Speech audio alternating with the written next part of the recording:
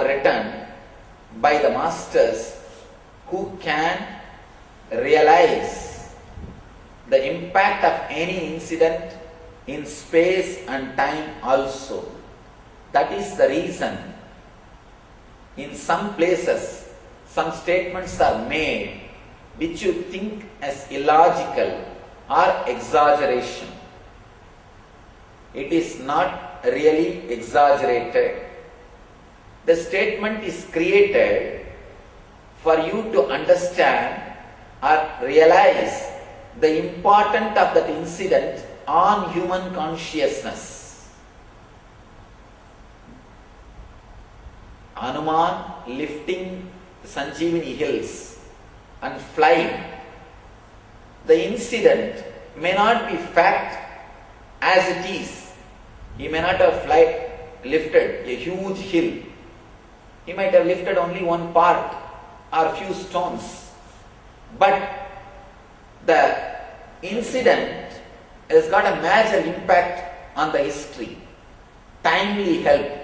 Timely, on time, he bringing that particular medicine to the war field has made help Lakshmana to get his life back. That incident has done a lot, contributed a lot to the history. To impress or to express the importance of the incident, they have dramatized the whole scene, or they would have used little more words to explain, to make you understand the impact of that incident on space and time, or the importance of that incident in the human history. So what you need to understand is the spirit, is the thread. Now I come to the main subject. With this idea, with this understanding, if you look our religious rituals, religious practices, you will be able to understand how they are embodiment or the expression of spirituality. How they are straight, directly connected to spirituality. The religious rituals or the religious scriptures or religious way of life, religious doctrines, religious rules, religious regulations. The very religious life itself is created only from this angle. They are the practical day-to-day life or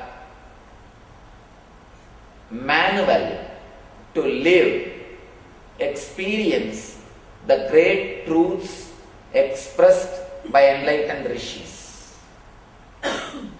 You need to have this one understanding how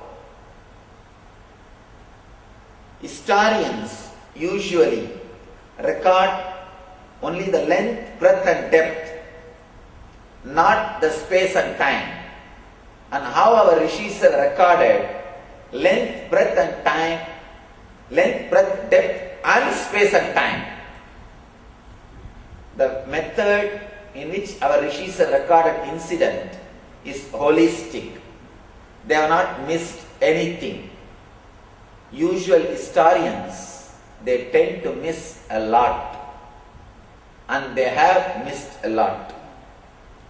That's the reason all Western history is based only on year, only on what happened, never on what is the impact of that incident on human consciousness.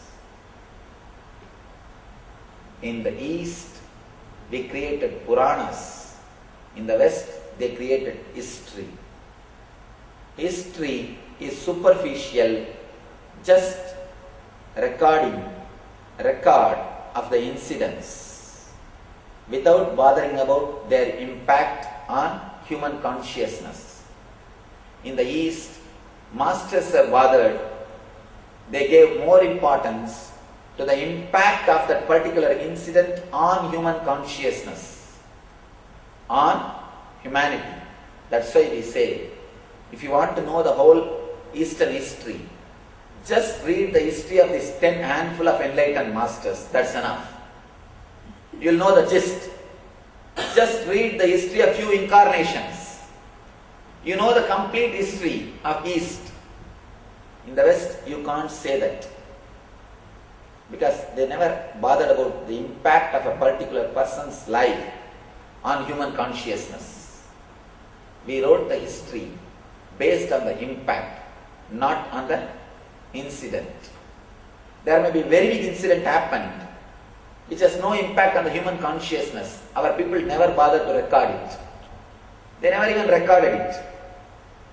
Our people never bothered to record that type of incidents. There may be very small incident which would have changed the whole trend of thinking of the East. They recorded those incidents with a lot of importance given to it, and the so-called exaggeration is also done. Of course, when I say the so-called exaggeration, you need to understand, you can't analyze and criticize these incidents based on your logic and understanding.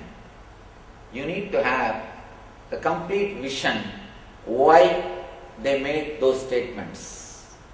Only then you will be able to understand.